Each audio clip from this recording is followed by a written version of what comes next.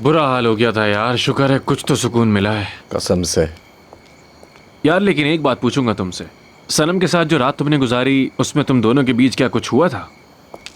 फजूल बातें नहीं करो यार। अब ये इतनी भी कोई फजूल बातें नहीं है। ये तुम दोनों को हुआ क्या है आज आखिर? इसमत हिकमत की तरह बातें कर रहे हो। मेरे भाई चिल करो यार, चिल करो, हम तो बस ऐसी ही बात कर रहे हैं। अच्छा एक बात तो बताओ मुझे, ये सनम की तरफ से भी कुछ है क्या तुम्हारे लिए या नहीं? और तुमने सनम साहिबा की नजरें देखी हैं? जब वो उजान की तरफ देखती हैं वो देखने वाला चेहरा होता है। यार मजाक अपनी जगह, लेकिन इस लड़की का दिल भी नाजली की तरह अच्छा है।